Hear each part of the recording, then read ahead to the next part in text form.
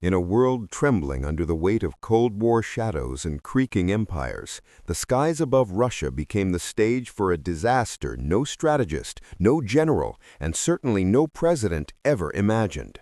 For decades, the Kremlin projected invincibility through thunderous flyovers, high-speed interceptors, and the iron-winged relics of Soviet aeronautical glory.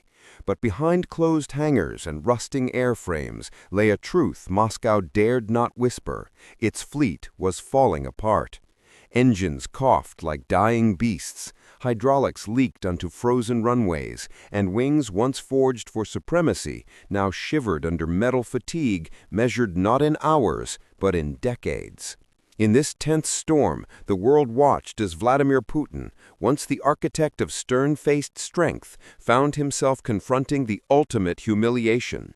Russian aircraft dropping from the sky, one by one like wounded birds spiraling into the abyss. The story opens on a bleak January morning, frost clawing across abandoned airfields near Voronezh, where mechanics wrapped in patched coats fought to revive planes older than themselves. Every bolt turned was a plea, every spark a prayer, every failed ignition a prophecy foretelling collapse. Global intelligence agencies whispered of shortages so severe that pilots rationed flight hours, stripped parts from museum exhibits, and repurposed engines cannibalized from aircraft built before they were born. Yet the Kremlin insisted all was well, even as black smoke curled over Siberian forests from another, unexpected technical issue.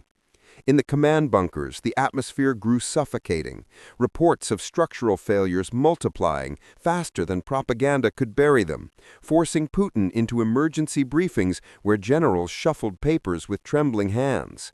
Satellite photos leaked into foreign media, showing jets abandoned on cracked concrete, their fuselages split like broken armor, their cockpits missing instrumentation scavenged simply to keep a few functional. Diplomatic corridors buzzed with a question the world never expected to ask. Could the once feared Russian air power collapse from within, not from enemy fire, but from sheer mechanical decay? As pressure mounted, footage surfaced of pilots refusing to fly, terrified of the aircraft meant to protect them.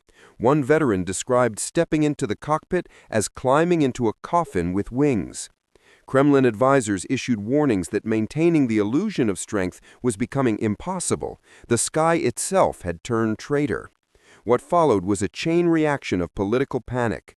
Emergency meetings stretched until dawn. Military chiefs argued over budgets swallowed by corruption. And intelligence briefings revealed that Western sanctions had crippled Russia's access to aviation-grade materials. Titanium alloys were replaced by weaker substitutes. Avionics failed mid-flight. Engines sputtered with counterfeit components. Crews patched cracks with improvised filler that fractured the moment the aircraft hit turbulence. International analysts watched with morbid fascination as Russian air disasters rose to a level not seen since the early collapse of the Soviet Union. And then came the breaking point, a series of catastrophic failures during a planned show of force exercise meant to intimidate rival nations. Instead of striking fear, the operation descended into chaos. 3 planes veered off formation, one crashed into the Barents Sea, another limped back trailing fire, and the last vanished from radar entirely. The resulting silence inside Moscow's war rooms grew heavy enough to crush even the bravest general. It was in this atmosphere, under flickering lights and the cold stare of advisors terrified to speak their minds, that Putin finally confronted the reality he had long denied. The air fleet he'd relied on to project dominance had become a graveyard of forgotten engineering. Desperation replaced defiance. Messages were sent quietly to foreign intermediaries, urgent requests for spare parts, covert offers for back-channel negotiations, thinly veiled pleas to avoid escalation while Russia scrambled to prevent total aerial collapse. For the first time in decades, the leader who built his myth on unwavering resolve found himself cornered by physics, metallurgy, and the ticking clock of mechanical entropy. Across the world, analysts describe the moment not as a geopolitical maneuver, but as a human one, a leader forced to acknowledge that even the mightiest machines and the empires that depend on them eventually crack under the weight of time. And above the frozen tundra, where the echoes of lost aircraft still haunted pilots who survived them, the wind carried a message more powerful than any speech or broadcast. Steel can bend, engines can fail, and even the strongest man can be brought to his knees by the But the silent unraveling rebellion of of the Russia's machines air he power thought did he not end commanded. with secret cables and desperate whispered negotiations.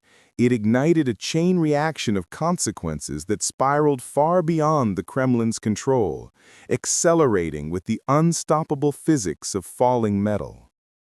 In the days that followed the disastrous exercise, regional commanders scrambled to ground entire squadrons before more accidents could stain the frozen landscapes with burning debris.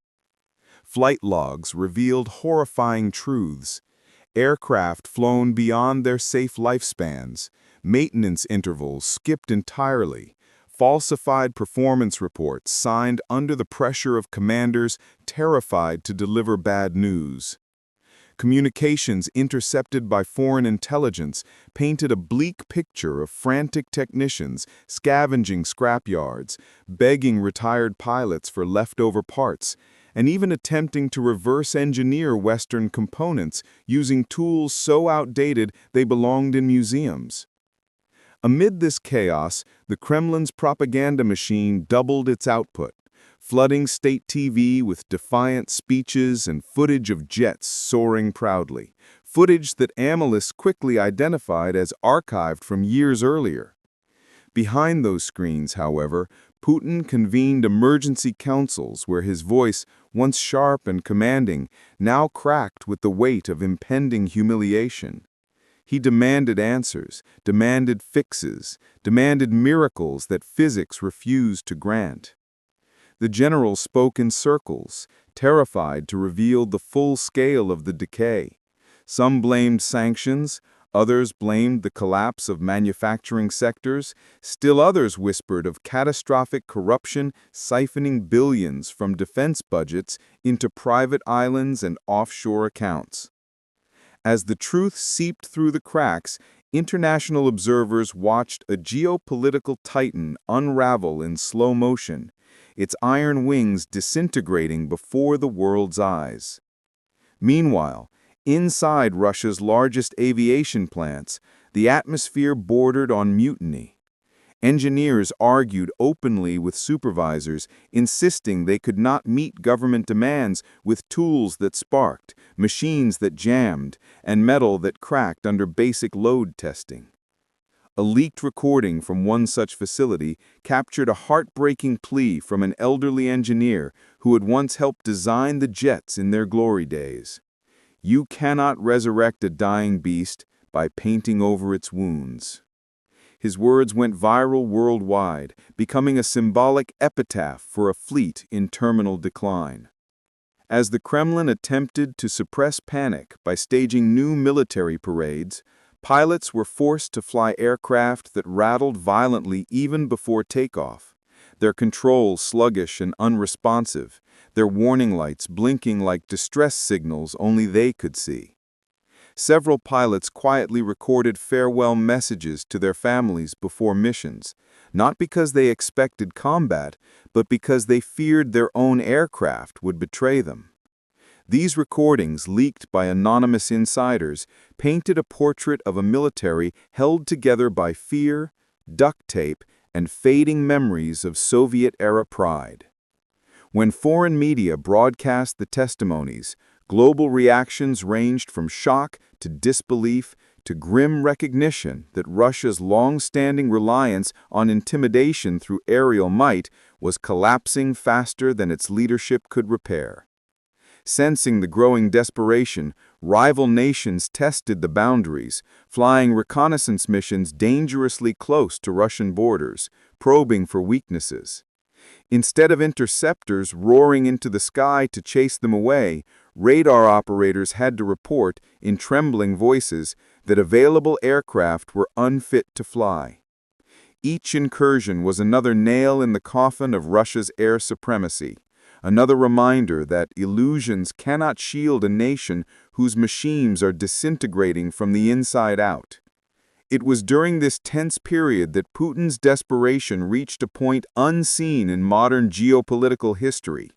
For the first time in his career, he authorized emissaries to approach nations he once condemned, offering concessions in exchange for aviation support.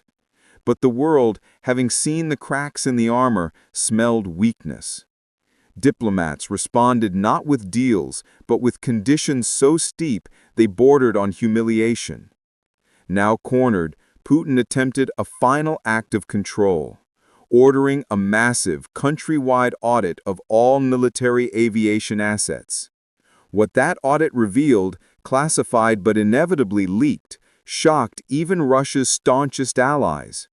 More than half the fleet was deemed unsafe. A third had no viable engines left, and many aircraft were so structurally compromised they could not be transported without risking collapse. The data ricocheted across the internet, turning Russia's former symbol of power into an international punchline. And yet, behind the memes and headlines lay something far more human. A nation grappling with the realization that its leaders had traded genuine security for the hollow image of strength. In the final days of this unraveling chapter, as snowstorms battered airfields littered with grounded aircraft, a haunting image emerged. Rows upon rows of jets, their once proud wings draped with tarps, their engines silent, their future uncertain. Mechanics stood guard not as caretakers of war machines, but as mourners at a mechanical graveyard. And in the Kremlin, Putin, a man who once towered over the world stage, found himself forced into a moment of reckoning, not by foreign armies or political rivals, but by the unyielding truth that even the most powerful empire can crumble when its foundations rot from within. The skies over Russia, once filled with thunder, now echoed only with the quiet confession of a superpower brought low by its own shattered wings.